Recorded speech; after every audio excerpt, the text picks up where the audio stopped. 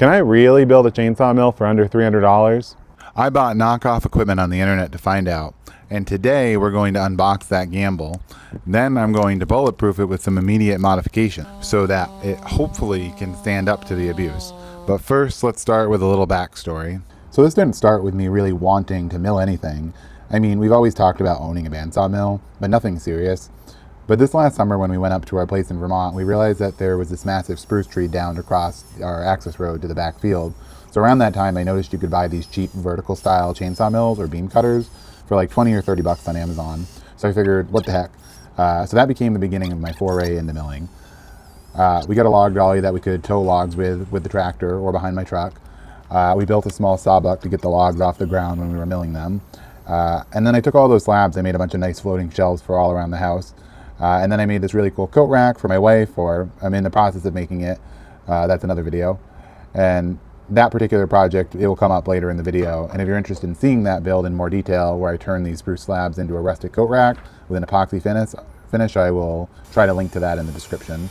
Anyway, that saw that I was using is my 20-inch DeWalt 60-volt saw, and this is a great saw. It's the biggest one that DeWalt makes, but I couldn't help but feel like I was abusing it. And I didn't really want to break it using it for something it wasn't really designed or made for. So if this was my first step into milling and I was incrementally working up to a bandsaw theoretically, what would be my next step? So this is my new 92cc Holzfforma saw. So I had heard of Holzfforma before when I had originally searched to see if there were any decent knockoff Chinese saws. And I found that there was a solid little community specifically of people using these cheap Chinese saws for milling lumber. So instead of spending $1,500 or whatever on a Stihl or a Husqvarna, especially at that price, you have to start thinking, if you're going to make that sort of investment, should you be putting it towards a bandsaw? So anyway, I checked out Amazon and Holzfforma directly. I also checked out Temu because, of course, Chinese knockoffs are pretty much what Temu is made for. And I'm starting to get pretty good at finding deals on there. More on that in a minute. Anyway, I couldn't find these on Temu. So I had kind of started off in AliExpress as like kind of my gateway drug to Temu. So, and at that time I had thought that I could get a bigger discount on a single item on AliExpress, which was incorrect.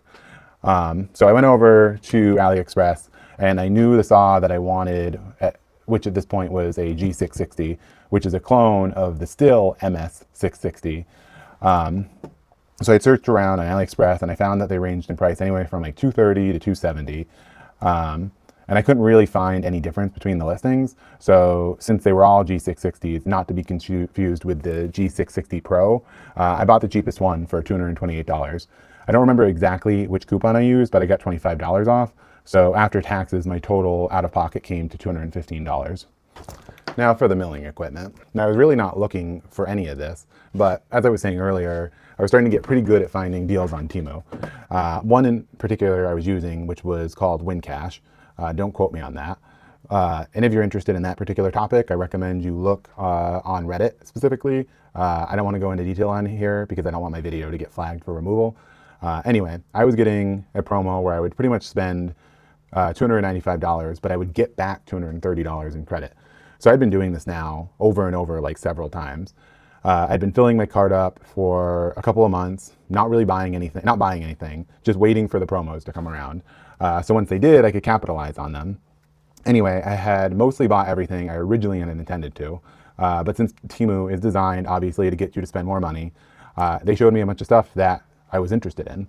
One of those things was an Alaskan style mill from Vevor. So now I have a Vevor Alaskan style chainsaw mill for $60 right here, the matching 15-foot rails for $120, a manual chainsaw mill winch kit for $40, which those latter two items are already up in Vermont. So over the course of a few hauls, I had effectively gotten all of this milling equipment for $50, or 79% off the advertised price. Okay, so believe it or not, this stuff has actually been sitting in my basement for like 6 months. I didn't open it because I really didn't have the time and I really didn't have the use for it till now. And I knew when I opened it, I would want to go through it fully and take care of a few upgrades. But the reason I'm opening it is today, well, number one, we're getting to the point where we're going up to our place in Vermont more.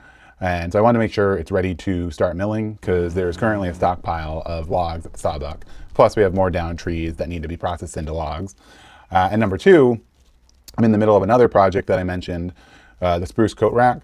And I have one of the slabs that I milled last year, but I milled it kind of thick. It's like 2.5 to 3 inches, but it really needs to be more like 1.5. So really the chainsaw mill is the best tool I have for the job. So anyway, let's go ahead and open this up. Okay, so first off, public service announcement number 1 for the video is that old ping pong tables make great outdoor workbenches. First off, they're made of aluminum and they will not rust or degrade really at all compared to, you know, some sawhorses and a piece of plywood. So this had literally been sitting in my backyard out in the woods for like 10 years. I hadn't started using it till just recently, but this is how it looks. I mean, it looked really good and it'll take to some abuse. Secondly, it's over 4 feet wide, so it gives you a pretty decent amount of space to work with. I don't know how long it is. It's probably like 8 to 10 feet long, but it is definitely wider than a 4 foot. So if you get the chance to pick up a old ping pong table, I would definitely consider it, because then you too can have a outdoor workbench ping pong table.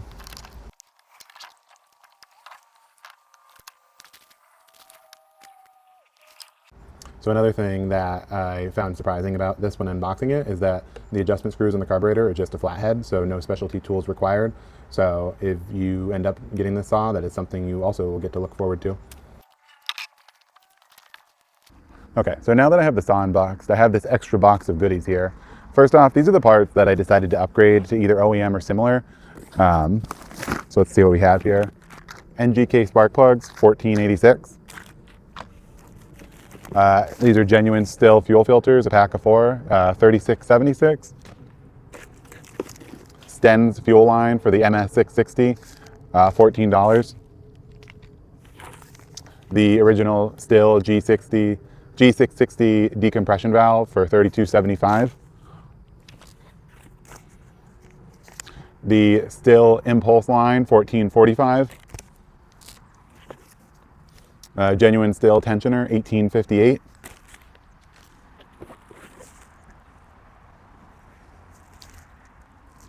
Set of 3 clutch springs, $14.61.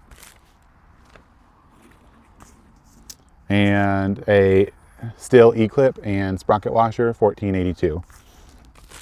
In addition, I got an upgraded high output oil pump and worm gear from Farmertec or Holzfforma, the same thing, that I bought specifically for milling, and this was $46.74. Also, I got a pair of Archer ripping chains, which I paid $84.90 for.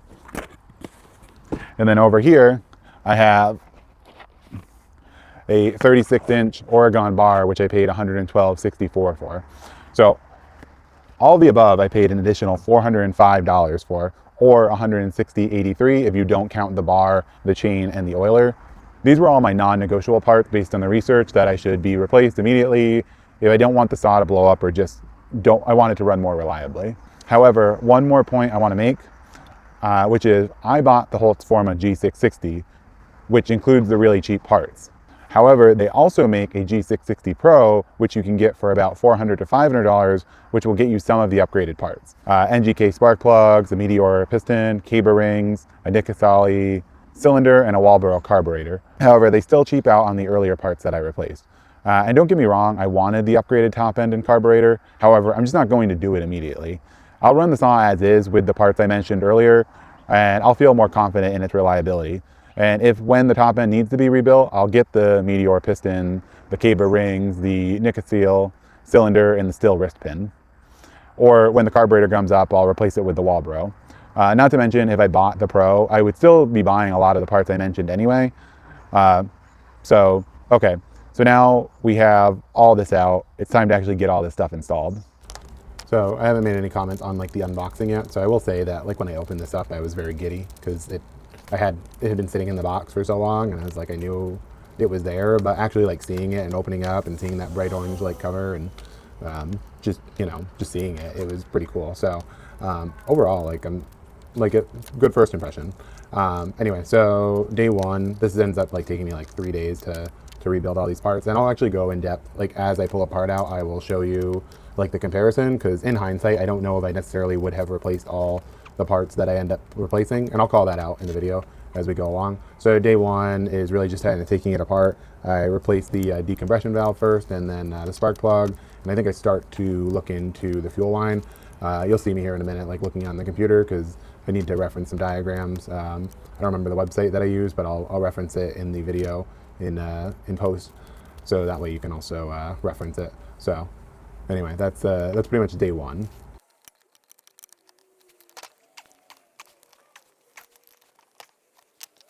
Okay, so let me actually go back and slow that down a little bit so you can actually see. So here I'm actually pulling the decompression valve and then pulling the original decompression valve so you can compare them. I think in my right hand, or the left side of the video, is the original one, and on the right one is the Stihl. So I don't know if I would replace this again. It kind of seemed pretty similar. Like, I can see some differences, but I don't know if it's bad. I guess the fact that I can see a difference is maybe cause for concern. Like, it's not identical, but I don't know if it's worse. So would I do this again? I don't know. I think it's, you know, it's risky because it's right in the cylinder, so if it does fail, like, you're so maybe it's just better for the little bit of insurance. And I don't remember exactly what I paid for this part. It wasn't much, so sure. And it's easy to replace, so I guess that is a replace for me.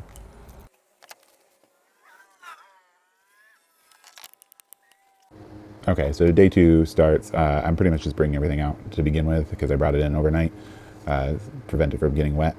And my start here is actually getting the fuel line and the fuel filter replaced. I got to start on it the night before, but I wasn't 100% sure. So now I kind of have an idea. You have to actually pull the carburetor and then pull the fuel line down through, and then it has like a seat at the top of the fuel line.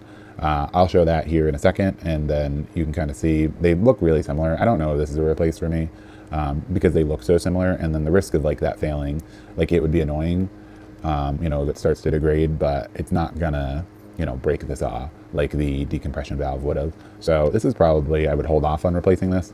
After that, you can see I'm trying to remove this like orange cover, or pry it out of the way between the carburetor and the top end, because this is where the impulse tube goes. And then the funny thing about this is that I had went in for dinner in between, and my wife had these tongs out that she was using, I don't remember for what, and then I come back out and I'm like, oh, that would be like the perfect tool. So I ran back in and I stole those, and I didn't feel too bad because it's a clean saw. So and the impulse tube, you gotta, like, you can pry this orange cover out of the way and then to get the impulse tube on, but you can't get it out of the way 100%, so there's no way I'm getting my fingers in there, so that ended up actually working out pretty well. And the same thing probably with the impulse tube. I don't know if I would replace it. It looks very similar to what Holzfforma came with, so I think that's also a pass. And so anyway, that ends up being day two. Okay, so going into day three here, this is kind of my like final push to like get all these parts in. So I start off with replacing the tensioner, and as you can see, the tensioner definitely looks different. My recommendation on this is, I don't know if you're right to replace it because it's not critical. I don't remember what I paid for it, but again, all this stuff kind of adds up. Just keep it in the back of your mind that, you know, if the Holzfforma one craps out, you know, you might need to replace it, but it's not going to be the end of the world if it fails on you. Anyway, this was greased, so I went inside, I grabbed some whatever I had, and I greased it up, and I put that back on.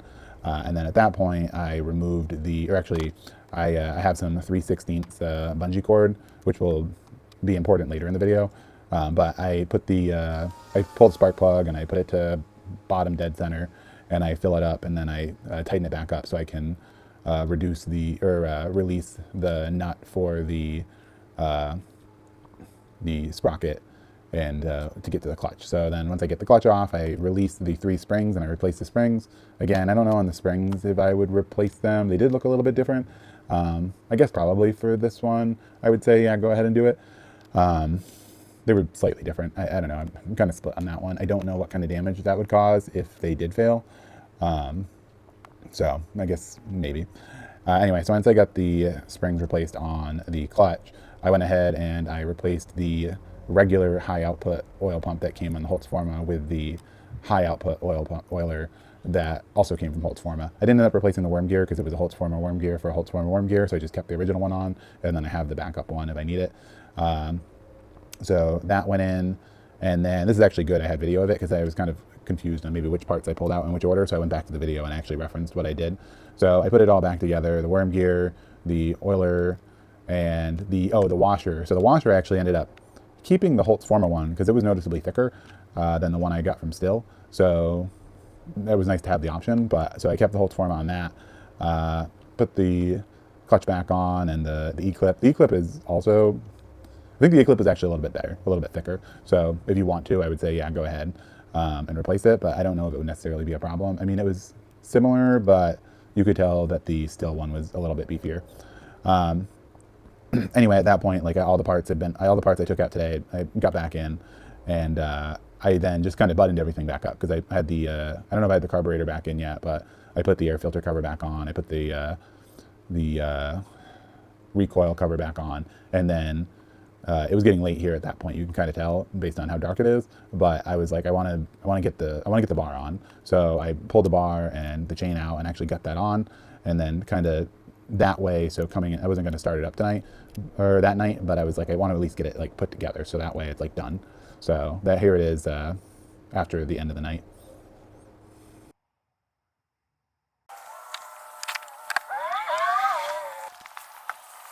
Okay, so I think this is day 4, and I'm pretty stoked that I have the saw back together again. We're heading up to Vermont tonight, so I really want to get this all wrapped up, so when I get there, the saw is ready to go. So I'm about to mix up some fuel for this so we can give it a try and tune it. For the break-in period, I'm planning to use a 40-to-1 mix of ethanol-free premium 91, and I got some Echo Red Armor, as that seems to be popular in the milling community. I picked up some ethanol-free 91 on one of my last trips up to Vermont. Finding ethanol-free fuel in mass is kind of difficult. And also I plan to continue to use 40-to-1 after the break-in period, since I'll be exclusively using the saw for milling. I was going to use it if I was going to use it for bucking wood, I'd probably go to a 50-to-1. But I like the insurance of having the extra lubrication while milling. I also plan to tune the carburetor run rich to apply more fuel to the engine. One, to help wash away any of the tiny metal shavings from the manufacturing process, and 2, to act as sort of a coolant for the chainsaw. I'm also not going to run the engine super hard, and make sure that I let the saw warm up before I start cutting. And I'll keep the throttle wide open when I'm cutting into my slabs, but I won't push the bar into the wood. Instead, I'll let the chain do the work. And I'll run it in increments of 30 to 45 seconds wide open, and then I'll give the saw a break to idle for a bit before continuing. After about 3 to 5 tanks, I'll tune the carburetor to be a bit more lean, and at that point the piston ring should be fully seated and the engine's internal friction should have dropped. And then I should start to notice the idle is a bit faster and feel zippier, and then I can retune the engine. So I fueled her up and gave her a go, and she started up really easy compared to what I expected for such a big saw. However, my enjoyment was short-lived as something unexpected happened right after I started the saw.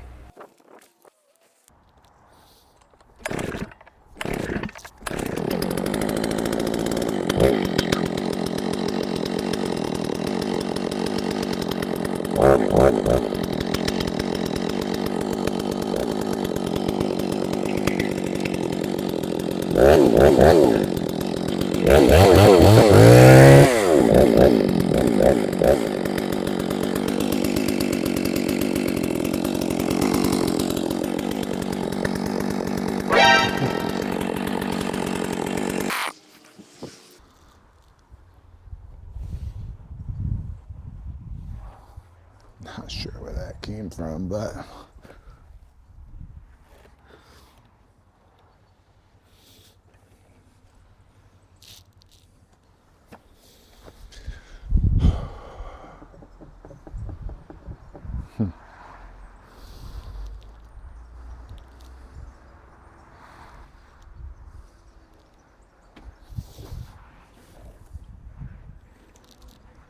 I think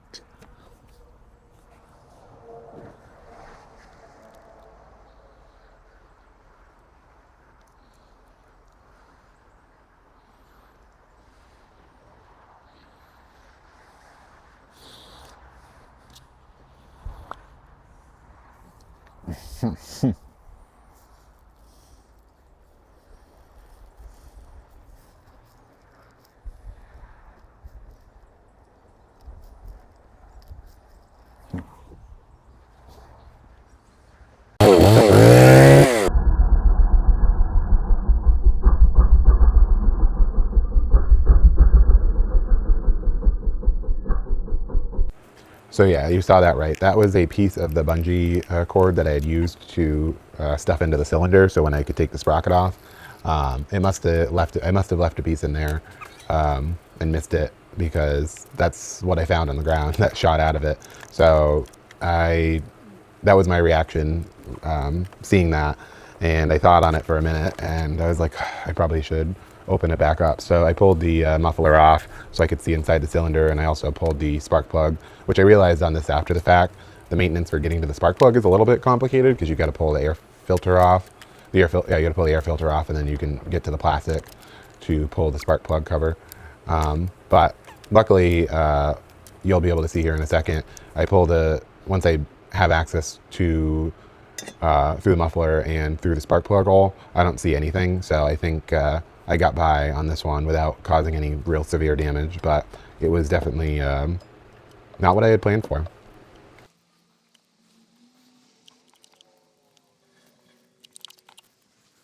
Okay, so after all that, I got the saw put back together and cleaned up my mess and gave it another go, and I'm happy to report that I did not find any more issues after that, so she seemed to be running pretty good.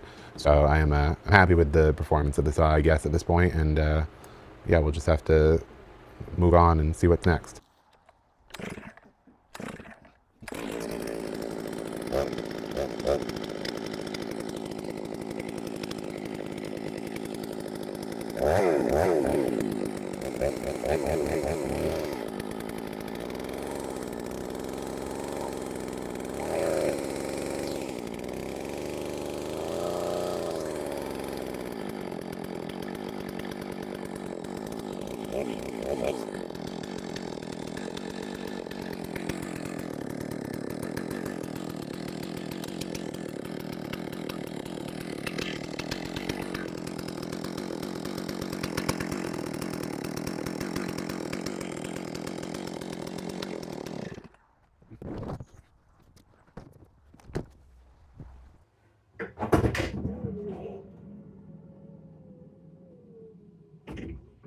So if you couldn't tell, I don't think we're in Rockport anymore. So we got here to our property in Vermont last night. I hadn't originally planned it this way, however, it works out. My original plan was to do all this in Rockport, which is to tune the saw, set up the sawmill, and mill my slab in Rockport from a coat rack. And instead, I loaded the slab into the truck with the unboxed sawmill, and I'll just mill it here. So now actually I can get some footage of cutting logs on the Sawbuck, as well as maybe a matchup of the DeWalt versus the Holzfforma. But before I can do that, I need to get this saw tuned. Now I'm going to go over how I tuned it, but I am by no means an expert, as it took me a little more fiddling than I had originally expected going into it. And I realized after the fact that it's definitely less of a science and more of an art, as you really have to listen to the saw. And I ended up making adjustments throughout the first couple of days after this initial tuning. So anyway, I first started by turning in the H and the L screws all the way in and then backing them out about 1.5 to 1.25 turns. This should be slightly more open than the factory settings, I believe. From here, I'm warming up the saw. In reality, I probably should have warmed the saw up first, because by changing the adjustment first, I had gone from a saw that started easily to one that did not. Anyway, to set the low adjustment screw, I rev it up quickly, and if it bogs or dies, that means it's starved for fuel. So you turn the L screw out counterclockwise 1/8 of a turn, try again and repeat. If the saw idles rough, smokes, or smells strongly of gas, it's too rich, turn the L screw slightly clockwise or in, until the acceleration is instant and sharp. Next up is setting the idle speed screw, the T or the LA screw. So once the L screw is set, we need to readjust the idle screw. So if the chain is spinning with your finger off the trigger, you have to turn the T screw out counterclockwise until the chain stops. If the engine dies when you let off the throttle, turn the T screw in clockwise until it idles smoothly without the chain spinning. Again, this requires some finesse, as I had to tune my T screw a little rich, or else the saw wanted to die at idle. And finally, setting the H screw. This is where you try to tune for safety or power. We want the saw to run rich when it's not cutting and perfectly clean when it is cutting. So pull the trigger wide open. If it's rough, making like a blurbery or sputtering sound, it's a 4-stroking, which means that there's excess fuel in the cylinder keeping it cool, which is what we want. If the saw screams with a smooth, high-pitched whine, it's too lean and you're at risk of overheating. So go ahead and turn the H screw out counterclockwise until it starts to sputter. Okay, so now that I've got it tuned all right, I think, and again, I'm by no means an expert, but there is one more thing I need to check for on the high side, which is the wood test, where you sink the saw into a log at full throttle, and that 4-stroking that we tuned for before should smooth out under the load from the wood. So I'll circle back to that once we get the sawmill assembled and I can actually put this into a piece of wood. So the other thing I didn't account for in my original plan for this video is that I would actually have the winch and the 15-foot guide rails. You see, I had originally sent the winch and the guide rails to Crimp and the sawmill and the saw to Vermont. I figured I didn't need the guide or the winch in in Rockport to resaw that slab since I already had a flat reference plane, and because the guide rails are only for making your initial cut on a round log, so you get a consistent cut and your saw is not dancing all over the place or tipping up and down. And the winch is just to help pull the saw along the rails rather than having to push it by hand. So anyway, you see here, I have the mill just about assembled and the guide rails too. I did have to grind down one of the parts that join the rails together, as it was either too big or the rails got a little bent. I think they probably got a little bent because they're aluminum. But other than that, aside from for just being a bunch of tiny pieces, it went together mostly all right. I had a couple situations where I put stuff on backwards, but that was more my fault. And just a reminder, I only paid $47 for all this. I paid $12 for the mill, $26 for the rails, and then $9 for the winch, which feels still crazy to me.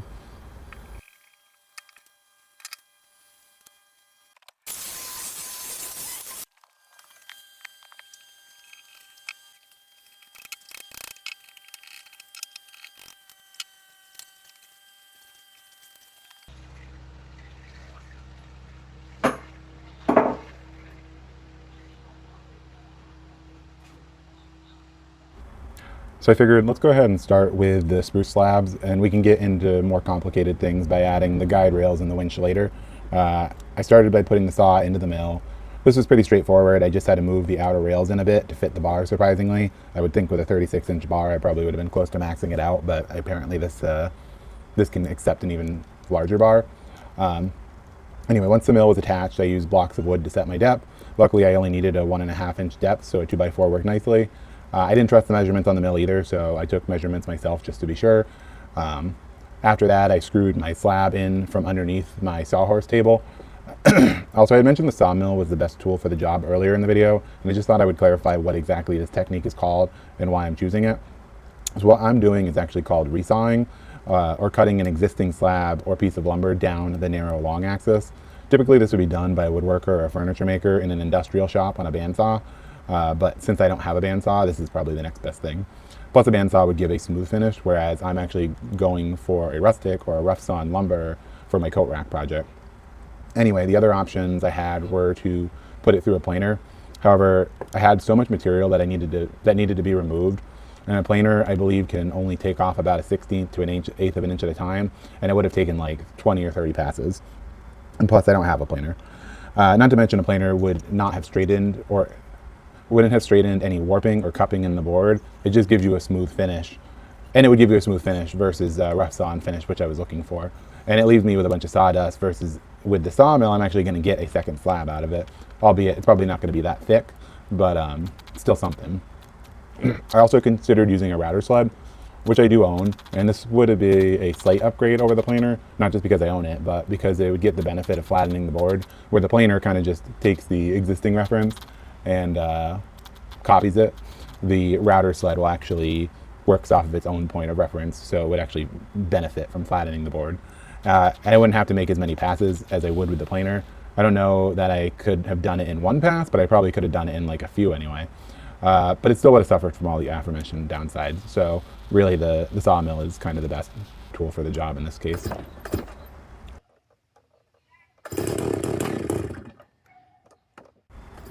Anyway, so as you're about to see here in a minute, I actually am going to do the wood test I mentioned earlier, where I'm pushing the saw into the wood at full throttle, and then the drag of the wood is lowering the RPMs, and that blurbery 4-stroking sound is going to clear up into a smooth, powerful 2-stroke whine. If it stutters while you're in the wood, just turn the H-screw in clockwise a hair, maybe 1/16 of a turn, until it just barely smooths out under load. And when in doubt, running slightly rich will use more gas, and it might cut a little slower, but it will run cool and last longer. A saw that is tuned too lean will scream through wood, but it will melt the piston. So in my case, I thought it was a little rough, and I had to refrain from tuning it too much to any leaner, but I think I got it right to where it needs to be. Anyway, I'll stop talking and let you enjoy the rest of the cut.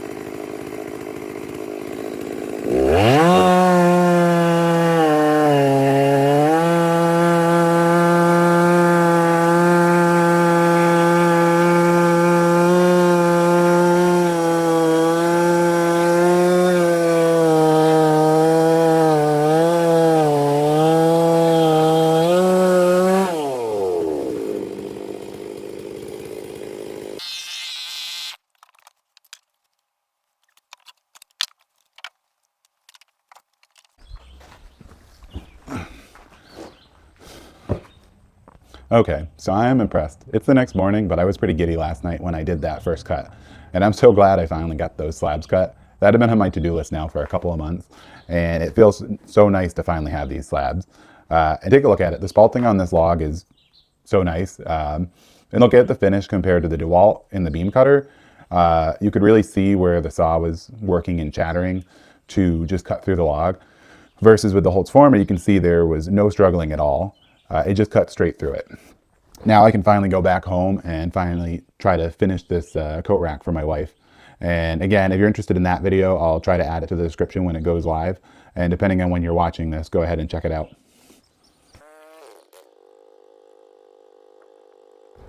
So I figured it was finally time to give this a try on a log. So I loaded up the ATV cart with the rails and the mill and a few other things, and then headed up the trail to the Sawbuck.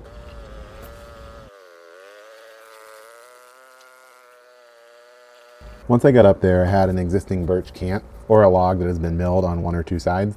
I milled this particular log last fall with the DeWalt, but ran out of time to finish. So this will be a good way to compare the DeWalt and the beam cutter versus the Holzfforma and the Alaskan mill. Actually, never mind. I just checked and I couldn't find the original footage of me milling this log. I thought I had it, but I must have not set up to record that day. Anyway, one of the issues I ran into right away is how deep I made the groove in the center of the Sawbuck. You can see me here now fiddling with the different blocks of wood to lift the log up enough so that I can actually run the mill without hitting the Sawbuck. I realize now that a Sawbuck is probably better for a person who's bucking firewood or cutting against the grain. I followed another YouTuber's design on this, and it has its advantages, but I'm not sure it is not just better to set up on the ground, at least for bigger logs, which I'll get to later in the video. I'm staring down the log here now to try to figure out if I have enough clearance to make the cut I want, and I realized I forgot something. So I ran back down to the house, and while I was down there, I grabbed a couple more pieces of wood to try to lift the cant up some more. This is where having the four-wheeler is really nice. Doing this before in the truck or the tractor just wasn't the right fit for these little jaunts up and down the hill.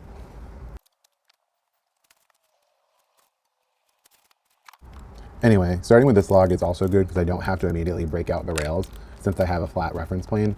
Also, once I got back up to the mill, I realized that the mill mount closer to the power head was actually a little too close for me to get the scrunch in to make the depth adjustment. So I fixed that, and I set the saw up for, I believe, a 5-inch cut, as I plan to mill this into a beam for now. I don't have any particular plans for it other than just testing this thing out.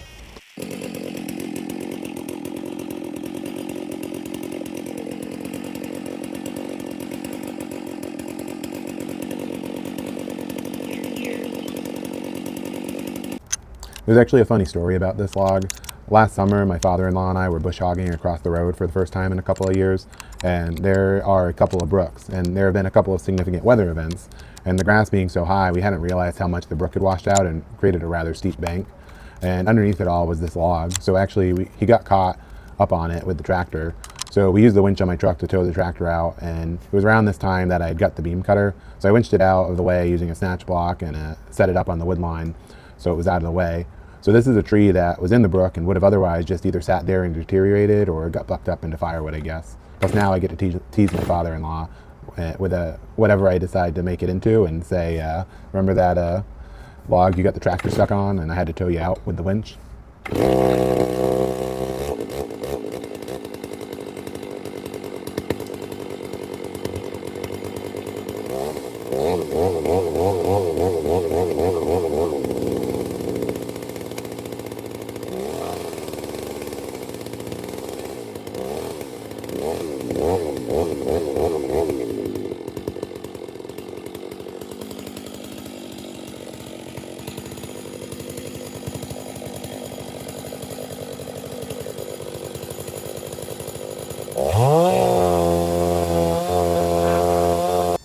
Anyway, I must have messed up some of the footage there because if you hadn't noticed there, I magically had a cut on the other end of the log.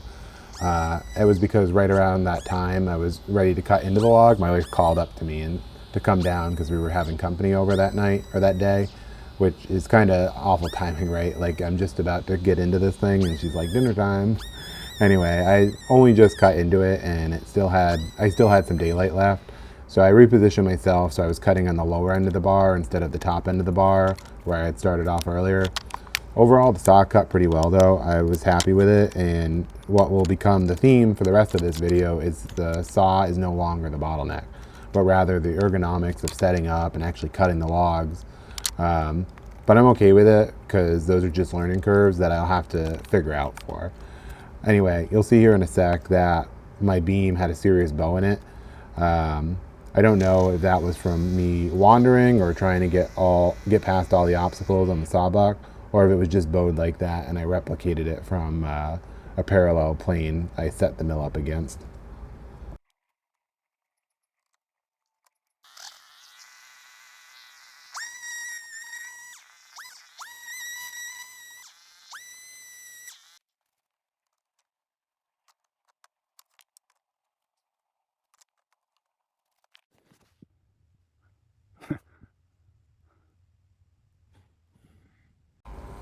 After that, I was starting to work with limited daylight, but I was determined to at least attempt to make one cut using the rails.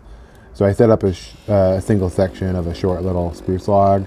This one actually went pretty well. I kind of got into a little rhythm. I made my first cut. I dropped my depth of the cut back down after removing the rails, and I cut 2 more slabs.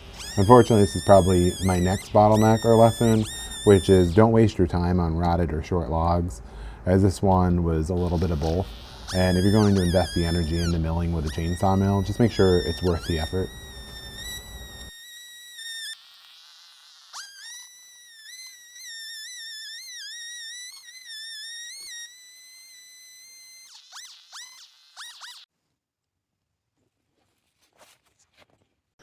Okay, so I think I'm going to finish the video at this point because it's Saturday night and we're heading back to Rockport tomorrow, so I won't really have a lot of time to get into stuff.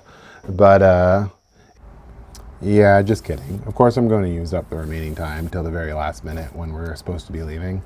So I couldn't help myself and not try to fix some of those ergonomics of using that sawbuck. I came up with a plan to cut some shim blocks to close up the gap so that a log could still sit in the middle, but hopefully be secure enough to stay still. So that's what I'm doing here. I made a little template and I'm cutting out 8 of these little shims to attach to the inside of each of the legs.